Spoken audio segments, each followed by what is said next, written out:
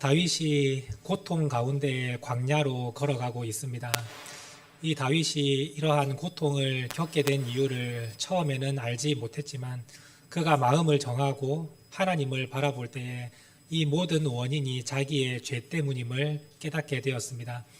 그래서 처음에는 분주하게 급한 마음으로 예루살렘 성에서 도망치듯이 떠나갔지만 예루살렘 성에 있는 마지막 그 집에 이르렀을 때에 다윗이 마음을 정하고 하나님을 바라보게 됨으로써 이 모든 일의 원인은 나의 죄 때문이었음을 깨닫고 압살롬에 대한 미움과 원망도 다 내려놓고 자신의 이 급박한 상황도 하나님께 내려놓고 모든 것을 주님께 맡기며 이제 새롭게 광야로 들어가고 있습니다.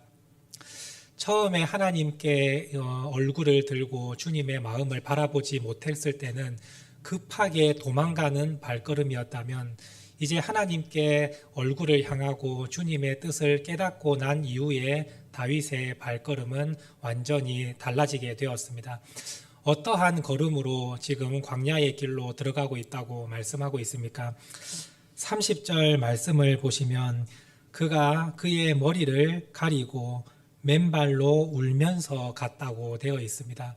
지금 자신의 아들 압살롬이 반역을 저질러서 예루살렘 성으로 가까이 접근하고 있고 다윗을 잡으려고 하고 있는 이러한 상황 가운데 울면서 걸어갈 시간이 어디 있겠습니까? 급하게 도망가도 마음이 불안할 터인데 다윗은 머리를 가리고 맨발로 울면서 걸어가고 있다고 말씀하고 있습니다. 다윗이 이렇게 행동하고 있는 이유는 하나님 앞에 철저한 회개이며 낮아짐의 모습입니다.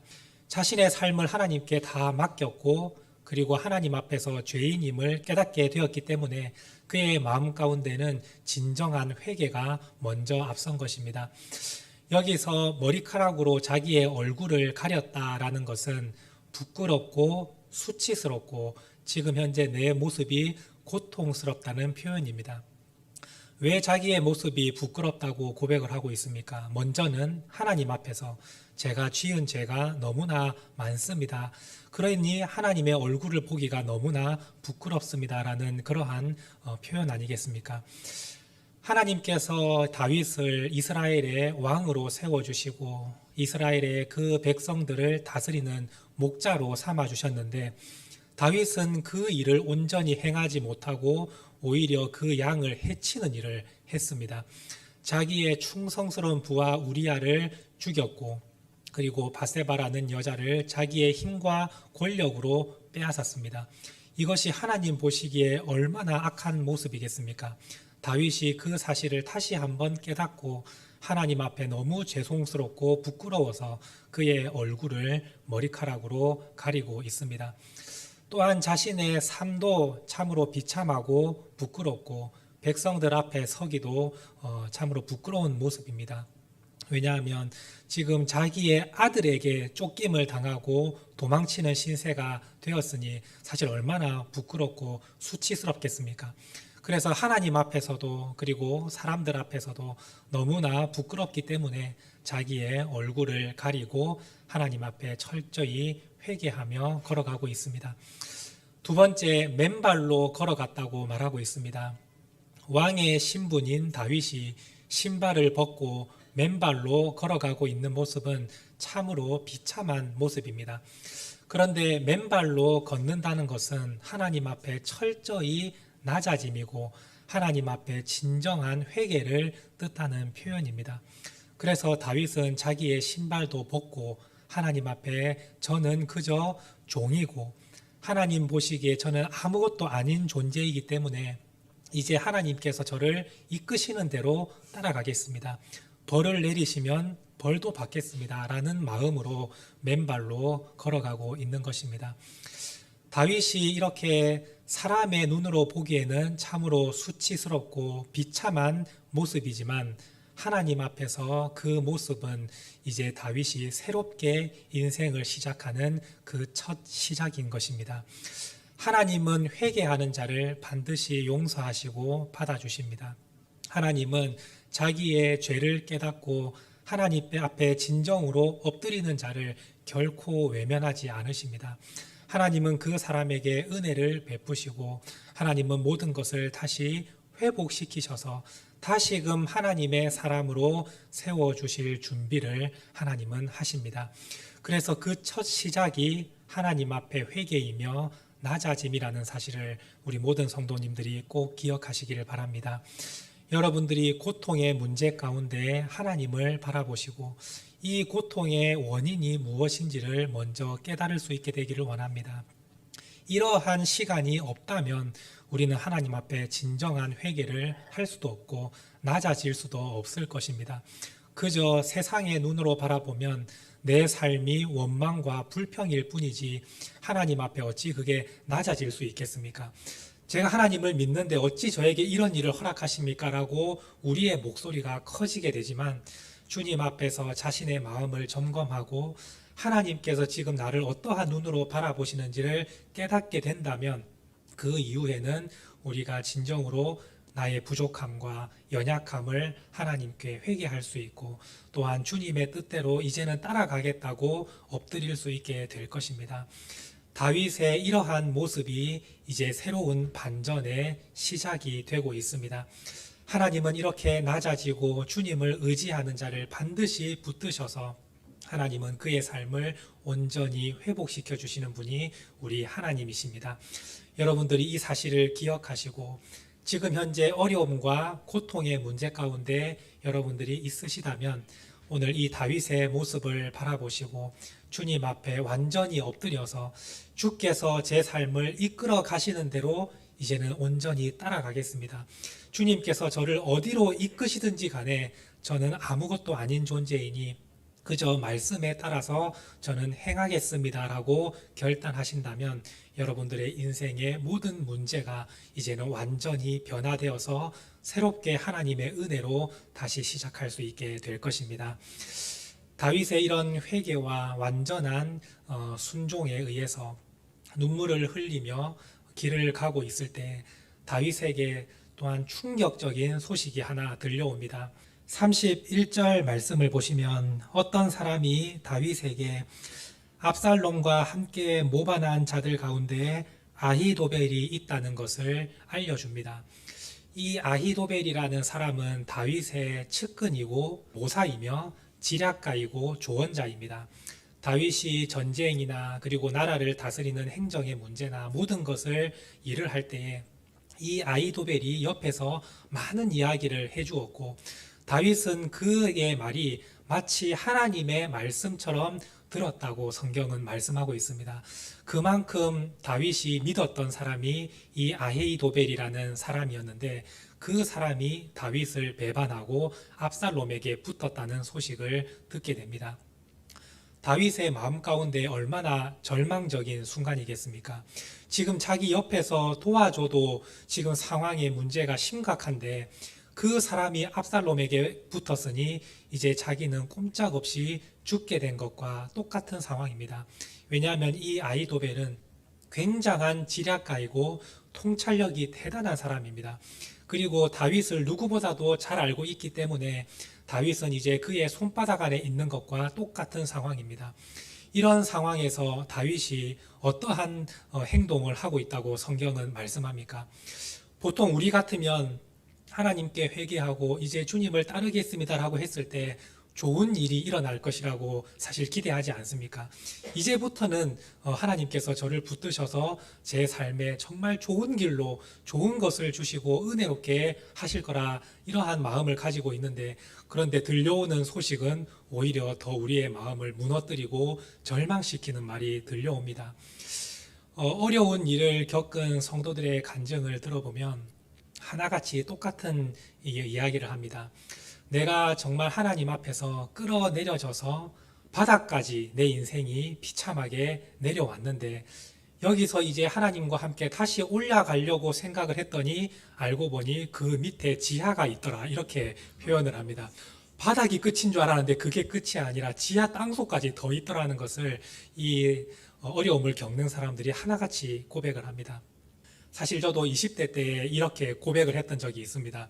하나님께서 저를 바닥까지 끌어내리셨다고 생각을 하고 그것이 끝인 줄 알았는데 지하 땅속까지 끌어내리시는 그 하나님을 바라보면서 참 마음이 무너질 때가 있었는데 다윗의 상황도 그와 똑같은 상황입니다. 여기서 더 나빠질 게 뭐가 있을까 했더니 아이도벨이 압살롬에게 붙었다는 그러한 상황을 보게 되었을 때 참으로 캄캄하고 절망적인 순간이었을 것입니다. 그런데 다윗은 이런 상황에서 절망하고 하나님 저를 어디까지 끌어내리시려고 이럽니까? 라고 불평과 원망의 말이 아니라 오히려 하나님을 의지하고 기도하는 모습을 볼 수 있습니다. 31절 마지막 말씀을 보시면 다윗이 이르되 여호와여 원하옵건대 아이도벨의 모략을 어리석게 하옵소서 이렇게 짧게 기도를 하고 있습니다.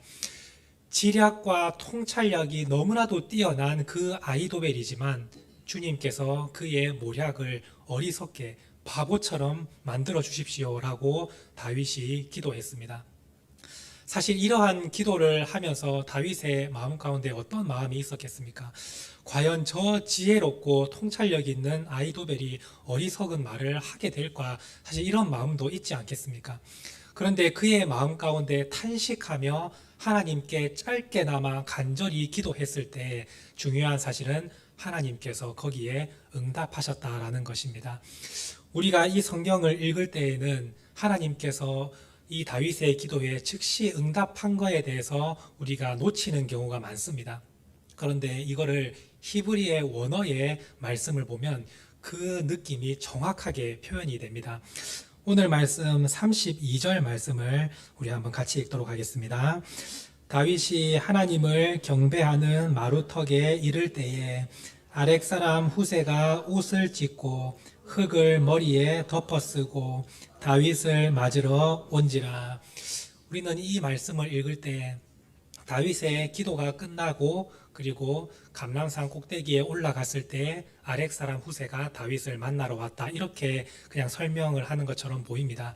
그런데 원어 성경을 보시면 다윗이 기도를 끝내자마자 놀라운 사건이 일어났는데 아렉 사람 후세가 다윗을 만나러 오는 것이 아닌가라는 표현으로 되어 있습니다.